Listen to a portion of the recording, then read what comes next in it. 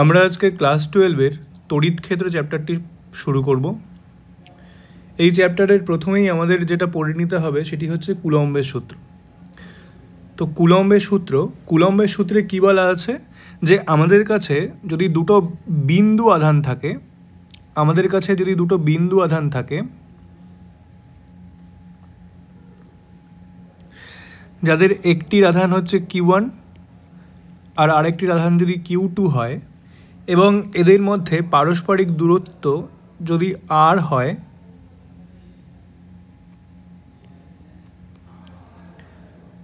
তাহলে কুলম্বের সূত্র বলে যে দুটি বিন্দু আধানের মধ্যে আকর্ষণ বল বা বিকর্ষণ বল সেই বিন্দু আধান দুটির গুণফলের সমানুপাতিক হয় এবং এদের মধ্যে দূরত্বের বর্গের ব্যস্তানুপাতিক হয়। তার মানে এই যে এই দুটো বিন্দু আধানের মধ্যে আকর্ষণ বল যদি আমরা F বলি, F যদি হয়, F তাহলে কার সঙ্গে প্রপোর্শনাল হবে? এর F সমানুপাতিক হবে এই বিন্দু আধান দুটির গুণফলের সমানুপাতিক হবে। আর কি হবে? আর এই ফোর্সটা এই বিন্দু আধান দুটির মধ্যে দূরত্বের বর্গের ব্যস্তানুপাতিক হবে। ঠিক আছে, তাহলে এই এফকে তাহলে আমরা এইভাবে লিখতে পারি না? যদি আমাদের কাছে দুটো F proportional to Q1 and Q2 থাকে আর F প্রপোর্শনাল টু 1/r² থাকে, তাহলে আমরা Fকে এইভাবে লিখতে পারি, ডান দিকে এই দুটো গুণ হয়ে যায়। ঠিক আছে, তাহলে আমাদের দাঁড়ালো কি? F proportional to Q1 Q2/r²। এইবার দেখো পরের লাইনে আমরা জানি সমানুপাতিক চিহ্ন উঠে গেলে একটা সমান আসে আর একটা ধ্রুবক আসে, তাই না? তাহলে সমানুপাতিক চিহ্ন আমরা তুলে দিয়ে একটা সমান একটা ইকুয়াল সাইন নিয়ে আসলাম আর একটা ধ্রুবক নিয়ে আসলাম, আর বাকি আমাদের যা ছিল তাই পড়ে থাকলো, Q1 Q2/r²। ঠিক আছে, তাহলে এইটা হচ্ছে আমাদের কুলম্বের সূত্র।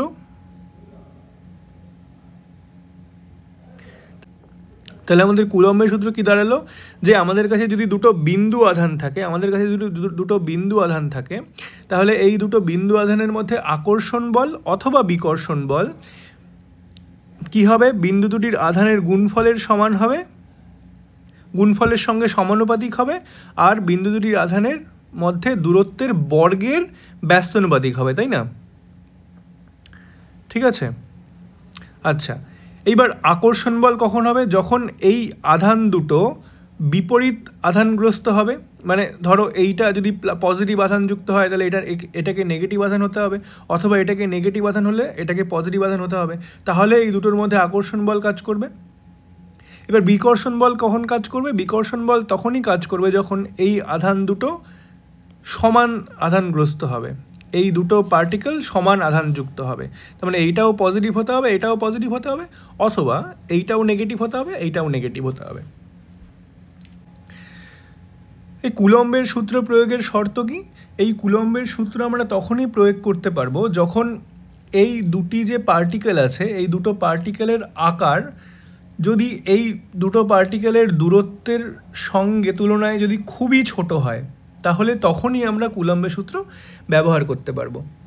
ঠিক আছে, এইবার দেখো এই যে আমরা যে এই ধ্রুবকটি পেলাম কে প্রাইম, এই কে প্রাইমকে SI পদ্ধতিতে আমরা লিখতে পারি 1/4πε0। ঠিক আছে, যেখানে এই যে ε0 এইটাকে বলে হচ্ছে শূন্য মাধ্যমের তড়িৎভেদ্যতা।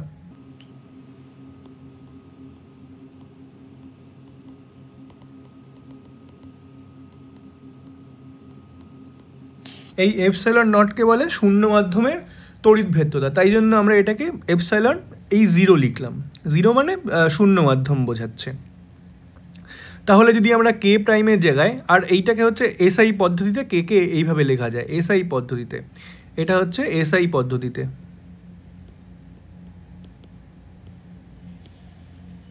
আচ্ছা, তাহলে আমরা F ইজ ইকুয়াল টু কী পেলাম? F ইজ ইকুয়াল টু আমাদের দাঁড়ালো 1/4πε0 Q1 Q2/r²।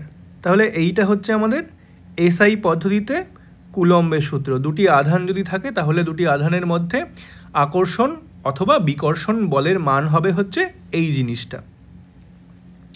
ঠিক আছে, আচ্ছা এইবার তো আমরা দেখলাম এই পার্টিকেল দুটো যখন শূন্য মাধ্যমে আছে।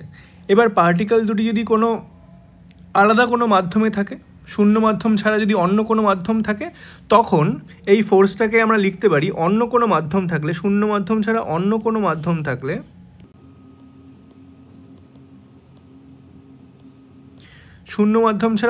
মাধ্যম থাকলে আমরা এই ফোর্সকে F = লিখতে পারি 1/4πε Q1 Q2/r²। মানে দেখো শুধুমাত্র এই যে এপসাইলনটাই চেঞ্জ হলো। এপসাইলন শূন্য মাধ্যমের ক্ষেত্রে এপসাইলন নট বলছিলাম, কিন্তু অন্য কোনো মাধ্যম থাকলে আমরা এটাকে শুধুমাত্র এপসাইলন বলবো। তার মানে এপসাইলনটাকে আবার এইভাবে লেখা যায়। তার মানে এপসাইলনটাকে এইভাবে লিখতে পারি আমরা, epsilon = kappa into epsilon not. তাহলে এপসাইলনটা কী দাঁড়ালো? এপসাইলন মানে হচ্ছে কোনো মাধ্যমের তড়িৎভেদ্যতা = হয় কাপ্পা ইন্টু শূন্য মাধ্যমের তড়িৎভেদ্যতা। ঠিক আছে, এই যে এই কাপ্পা যেটা দাঁড়ালো আমাদের, এই কাপ্পাকে আমরা কি করে লিখতে পারি? কাপ্পা = ε/ε0। এই কাপ্পাকে বলে হচ্ছে আপেক্ষিক তড়িৎভেদ্যতা বা পরাবৈদ্যুতিক ধ্রুবক। এইবার এই যে শূন্য মাধ্যমের তড়িৎভেদ্যতা মানে ε0 এর মান আমরা জানি, এর মান হচ্ছে 8.854 × 10⁻⁻12 coulomb square into Newton (⁻⁻1 × m⁻²। ঠিক আছে, এইটা তোমাদের মনে রাখতে হবে, এই মানটা মনে রাখতে হবে। এইবার দেখো আমাদের কাছে কুলম্বের সূত্র কি আছে? কুলম্বের সূত্র দেখো, এইটা হচ্ছে F মানে কি? F মানে হচ্ছে ফোর্স, F মানে বল, Q1 মানে কি? আধান, Q2 মানে আধান, R মানে হচ্ছে দূরত্ব, তাই না? আর 4π তো ধ্রুবক। তাহলে দেখো আমরা F জানি, Q1 জানি, Q2 জানি, আরও জানি, শুধুমাত্র জানি না কি? শুধুমাত্র জানি না আমরা হচ্ছে এই এপসাইলন নট কী জিনিস সেটা আমরা জানি না, তাই না? কিন্তু এপসাইলন নট ছাড়া আমরা বাকি জিনিসগুলো জানি। এবার যদি আমরা এপসাইলন নটকে আমরা যদি এইভাবে লিখতে পারি, এই যে এইখান থেকে মানে কুলম্বের সূত্র থেকে, কুলম্বের সূত্র আমাদের কী ছিল? F = 1/4πε0 Q1 Q2/r²। আমরা এপসাইলন নট ছাড়া বাকি জিনিসগুলো জানি, কিন্তু এবার যদি আমরা এই যে এপসাইলন নটকে এইভাবে লিখতে পারি যে epsilon not = 1/4π × Q1 Q2 F × r²। দেখো এপসাইলন নটটাকে আমরা শুধু এইখানে নিয়ে আসলাম আর এফটাকে এইভাবে রিঅ্যারেঞ্জ করে শুধুমাত্র লিখলাম। তাহলে দেখো এপসাইলন নট কি? এপসাইলন নট কী জিনিস সেটা আমরা জানি না, এইটা আমরা কি জানি না, কিন্তু আমরা ডান দিকের সবগুলোই জানি, তাই না? তাহলে আমরা যদি ডান দিকের সবগুলো জানি কি জিনিস, তাহলে আমরা এপসাইলন নটকে এই জানা জিনিসের টার্মসে লিখতে পারি। আচ্ছা ধরো এপসাইলন নটের একক যদি আমাদের বের করতে বলে, তাহলে এপসাইলন নটের একক কী হবে? এপসাইলন নটের একক = এইটা তো ধ্রুবকই থাকবে, 1/4π ধ্রুবকই থাকবে। তাহলে এপসাইলন নটের একক = কী দাঁড়াবে আমাদের? Q1 এর একক ইন্টু Q2 এর একক ডিভাইডেড বাই F এর একক ইন্টু R এর একক, তাই তো? কিউ এর একক কি? কিউ হচ্ছে আধান, আধানের একক কি হয়? কুলম্ব। তাহলে কুলম্ব সি। Q2 কি? Q2ও আধান, আধানের একক আবার Q2 এর জায়গায় সি ডিভাইডেড বাই F এর একক। F এর একক কি? F এর একক হচ্ছে বল, বলের একক হচ্ছে হয় নিউটন। আর আর মানে কি? দূরত্ব, তাহলে দূরত্বের একক কী হয়? মিটার। সরি, এখানে r² ছিল, তাহলে মিটার স্কোয়ার হবে। ঠিক আছে, তাহলে আমরা এখান থেকে কি পেলাম, এখান থেকে লিখতে পারি C square divided by N M square. তাহলে আমরা এটাকে এইভাবে লিখতে পারি না, C square N to the power -1 M to the power -2। তাহলে দেখো আমরা এপসাইলনের একক বের করে ফেললাম। তাহলে এপসাইলনের একক কি, এপসাইলনের একক হচ্ছে এই জিনিসটা। দেখো আমরা এই যে এপসাইলন নট যেটা ছিল এইখানে এইটা লিখেছিলাম যে এপসাইলন নটের মান হয় 8.854 × 10⁻12। ঠিক আছে, এবার যদি আমরা এপসাইলন নটের একক বের করতে পারি তাহলে আমরা এপসাইলন নটের মাত্রাও বের করতে পারবো একই রকমভাবে। তাহলে এপসাইলন নটের মাত্রা কি হবে, এপসাইলন নটের মাত্রা ইজ ইকুয়াল টু কী হবে, একই রকমভাবে Q1 এর মাত্রা Q2 এর মাত্রা একই রকমভাবে। তাহলে Q1 এর মাত্রা কি হয়, Q1 এর মাত্রা হচ্ছে I, মানে Q হচ্ছে আধান, তাহলে IT ইন্টু Q2 এর সেম IT, ঠিক আছে, ডিভাইডেড বাই বলের মাত্রা কি হবে, বলের মাত্রা হচ্ছে ML T⁻² হয় ইন্টু ইন্টু আর স্কোয়ার, আর মানে হচ্ছে দূরত্ব, দূরত্বের মাত্রা কি হয় L, তাহলে L স্কোয়ার। তাহলে এখান থেকে আমরা কি বলতে পারি, IT whole square ML cube T⁻²। ঠিক আছে, তাহলে আমরা এখান থেকে কি লিখতে পারি যে M-1 L-3 T⁴ R I square. তাহলে আমাদের এপসাইলনের মাত্রা দাঁড়ালো হচ্ছে এইটা। ঠিক আছে, এইবার দেখো এই যে এপসাইলন ছিল আমাদের, এপসাইলন নট মানে আমি একটু আগেই বললাম হচ্ছে 8.854 × 10⁻12, তাই না? তাহলে আমরা এখান থেকে 1/4π এপসাইলন নট এর মানও বের করতে পারবো। 4π পায়ের মান তোমরা জানো, পায়ের মান হচ্ছে 1/4 × 3.14 × 8.854 × 10⁻12। এইটা যদি বসাও তাহলে তোমরা পাবে হচ্ছে 9 × 10⁹। ঠিক আছে, 9 × 10⁹। তাহলে দেখো এখানে এপসাইলন নটটা নিচে আছে, এপসাইলন নট নিচে আছে, তার মানে কি এপসাইলন, এখানে যদি আমরা এর একক লিখতে চাই তাহলে কি হবে, এইগুলো এপসাইলন নটের মাত্রাটা মানে ইনভার্স হয়ে যাবে, মানে এককটা ইনভার্স হয়ে যাবে। তাহলে C-2 nm স্কোয়ার। ঠিক আছে, তাহলে তোমাদেরকে এইটাও, এই যে এই মানটাও মনে রাখতে লাগবে, এইটাও মনে রাখতে লাগবে, এই জিনিসটা।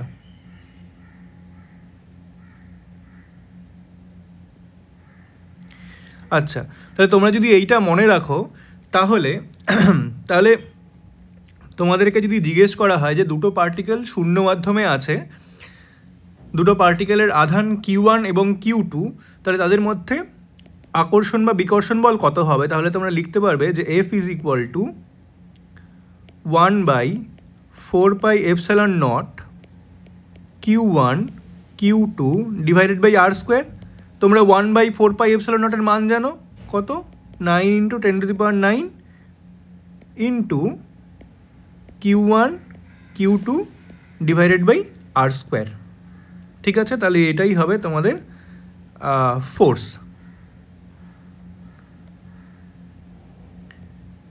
আকর্ষণ বা বিকর্ষণ বল। ঠিক আছে, এই যে বল, এই বলটা তো শূন্য মাধ্যমের ক্ষেত্রে। এবার যদি অন্য কোনো মাধ্যমের ক্ষেত্রে বলে তাহলে আমরা F = কী বলতে পারবো, F = 1/4π এপসাইলন বলেছিলাম আমরা, অন্য কোনো মাধ্যম থাকলে পরে এই এপসাইলন নটটাকে এপসাইলন বলবো into Q1 Q2 by R square. দেখো এইটাকে আমরা কি লিখতে পারি, 1/4π, এই যে এপসাইলন ছিল, এই যে এপসাইলন ছিল, এই এপসাইলনটাকে আমরা কিভাবে লিখতে পারি, কাপ্পা ইন্টু এপসাইলন নট, এইভাবে লিখতে পারি। বাকি Q1/Q2 Q1Q2 by R square যা ছিল তাই থাকলো। ঠিক আছে, তাহলে আমরা এইটাকে এফ ইজ ইকুয়াল টু এইটা বলতে পারি না যে 1/কাপ্পা যা ছিল তাই থাকলো into 1/4 epsilon nought into Q1 Q2 by R square. ঠিক আছে, তাহলে আচ্ছা আমরা যখন এইখানে এপসাইলন নটকে যখন আমরা শুধুমাত্র এপসাইলন লিখছি, মানে অন্য কোনো মাধ্যমে যখন আমরা ফোর্স বের করছি, তখন যদি আমরা এই এফটাকে এফ প্রাইম বলি, মানে শূন্য মাধ্যমে যেই আকর্ষণ বা বিকর্ষণ বল কাজ করে সেইটার সঙ্গে আলাদা করার জন্য যদি আমরা অন্য কোনো মাধ্যমে আকর্ষণ বা বিকর্ষণ বলকে এফ প্রাইম লিখি, তাহলে দেখো এইগুলো সব এফ প্রাইম বলছি আমরা। তাহলে দেখো এই যে এই জিনিসটাকে F prime is equal two দেখো 1/কাপ্পা যা ছিল তাই থাকলো, আর দেখো এই যে এই জিনিসটা যেটা হলো এই জিনিসটা 1/4 epsilon nought into Q1 Q2 by R square, এইটা হচ্ছে এই শূন্য মাধ্যমের বল, তাই না? এই শূন্য মাধ্যমের বল।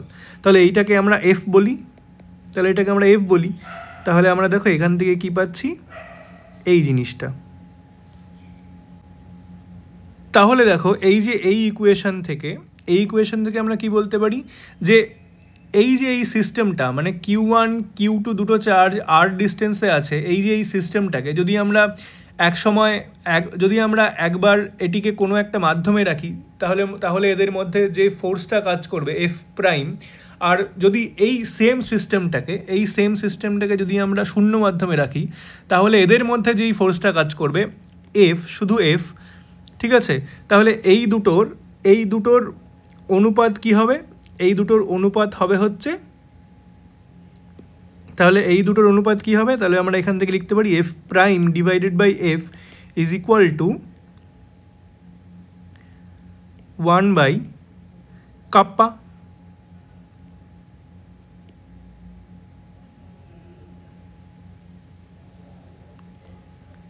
অতএব আমরা এফ ইজ ইকুয়াল টু বলবো কাপ্পা ইন্টু এফ প্রাইম।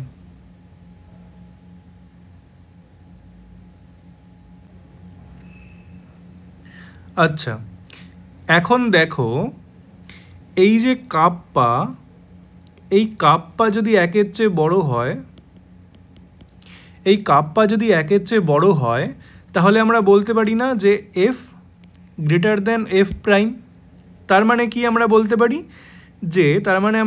পারি যে শূন্য মাধ্যমে বল গ্রেটার দ্যান অন্য কোনো মাধ্যমে বল। এই স্টেটমেন্টটা সত্যি কখন হবে? যখন কাপ্পা একের চেয়ে বড় হবে।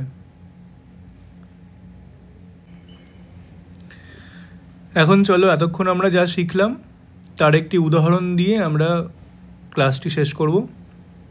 দেখো কোয়েশ্চেনে বলা আছে নির্দিষ্ট ব্যবধানে অবস্থিত দুটি বিন্দু আধানের মধ্যে পারস্পরিক বিকর্ষণ বল শূন্য মাধ্যমে 9 নিউটন এবং কোনো পরাবৈদ্যুতিক মাধ্যমে থাকলে 4 নিউটন হয়। ওই মাধ্যমের পরাবৈদ্যুতিক ধ্রুবক কত সেটা আমাদের বের করতে হবে। তাহলে আমরা কি জানি যে শূন্য মাধ্যমের ক্ষেত্রে আমরা কি বলেছিলাম, এফ ইজ ইকুয়াল টু কত? শূন্য মাধ্যমের ক্ষেত্রে F is equal two 9 Newton এবং পরাবৈদ্যুতিক মাধ্যমে থাকলে F prime is equal two কত? 4 নিউটন, তাই না? এইবার আমরা কি জানি, আমাদের বের করতে বলেছে ওই মাধ্যমের পরাবৈদ্যুতিক ধ্রুবক। তাহলে কাপ্পা ইজ ইকুয়াল টু আমরা কি জানি, কাপ্পা ইজ ইকুয়াল টু আমরা জানি হচ্ছে এই সূত্র থেকে কাপ্পা ইজ ইকুয়াল টু আমরা জানি এফ বাই এফ প্রাইম, তাই না? F by F prime. তাহলে মান বসাই, এফ মানে কত? 9, এফ প্রাইম মানে কত? 4। তাহলে 9/4 আমাদের কত হয়? 2.25।